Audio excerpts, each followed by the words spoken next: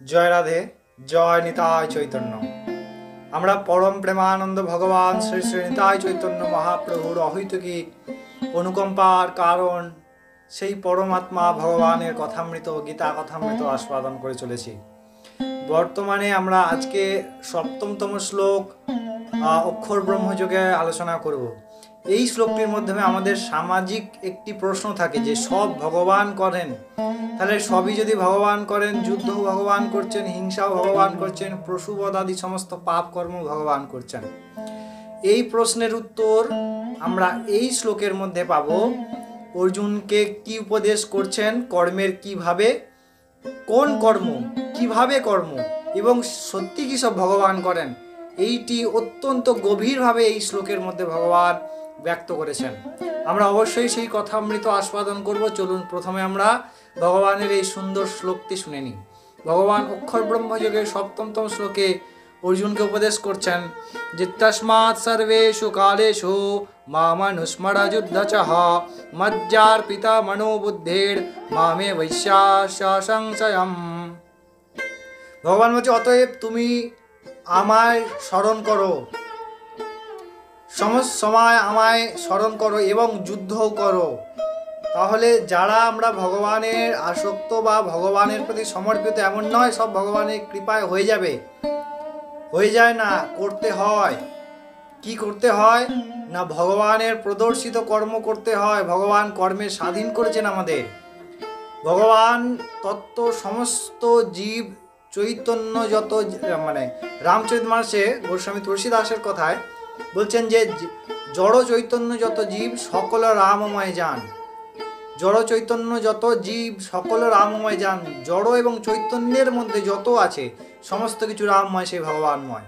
অর্থাৎ ভগবান কৃষ্ণ অর্জুনকে বলছেন আমি সমস্ত জায়গায় ব্যাপ্ত, কিন্তু তুমি আমার স্মরণ করো, স্মরণ করতে করতে যুদ্ধ করো। অর্থাৎ তুমি আমার প্রতি আসক্তি হয়ে নিরন্তর আমায় চিত্ত অর্পণ করো, আমার প্রতি তুমি চিন্তা করো আমার কথা, এবং তোমার যা কাজ, তোমার যে কর্ম, যে কর্মের জন্যে তুমি জীব হয়ে এসেছো, সেই কর্ম কর্তব্য পালন করো।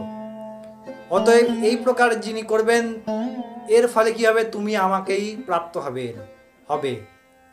এর আগের শ্লোকে ভগবান বললেন যে যে মৃত্যুকালে যেমন চিন্তা করে তার তেমন দেহ প্রাপ্তি হয়। তাই সেই যে কোনো সময় মৃত্যু হতে পারে আমাদের। এমন নয় যে দুদিন আমার হাতে সময় আছে, এমন নয় 1 বছর আমার হাতে সময় আছে। এমন অনেক উদাহরণ যে 12-13 বছর বয়সেই মৃত্যু, অর্থাৎ দেহের মৃত্যু গঠিত হয় প্রারব্ধ অনুসারে। সুতরাং আমাদের এই নিঃশ্বাসের প্রতি কোনো বিশ্বাস নাই পরের মুহূর্তে নিঃশ্বাস সঠিকভাবে পড়বে কিনা। তাই এই নিঃশ্বাসকে আমাদেরকে ভগবানের প্রতি অর্পিত করতে হবে, প্রত্যেকটা শ্বাস। আর কি করতে হবে, সে ভগবানের কাজ করতে হবে। যুদ্ধ করো, যুদ্ধ করাটা তোমার কাজ, ক্ষত্রিয়। যুদ্ধ করাটাই ক্ষত্রিয়ের কাজ। তাই যুদ্ধ করো। আর কি করবে না, আর আমাকে স্মরণ করে যুদ্ধ করো, তাহলে তুমি আমাকেই প্রাপ্ত হবে। তাই নিরন্তর আমাদের প্রধান বিষয়বস্তু যা, তা ভগবানকে স্মরণ করতে বলতে তার কাজ। অবশ্যই তস্মাৎ শাস্ত্র প্রমাণান্তে কার্য ব্যবস্থিত। প্রত্যেকটি কর্ম শাস্ত্র প্রমাণিত, ধর্মযুক্ত। আমাদের জন্য যা ধর্মযুক্ত কর্ম তাই করতে হবে। চাहे তার মধ্যে কৃষিকাজ আছে, ব্যবসা আছে, তারপরে ডাক্তারি আছে, আর শিক্ষকতা আছে, অনেক পেশা আছে।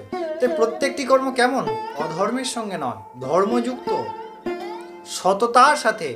একটুও যেন অধর্মের গ্লানিরা তার মধ্যে না থাকে, অধর্মের বিষয় তার মধ্যে না থাকে, অধর্মের লেশ তার মধ্যে না থাকে, তখনই হবে সেই ভগবৎ কর্ম। তাহলে ভগবান কিন্তু বললেন তোমাদেরকে কর্মের জন্য স্বাধীন করেছি, তাই তোমাকে আমার স্মরণ করে কর্ম নিজেকে করতে হবে, তাহলে তুমি আমায় পাবে।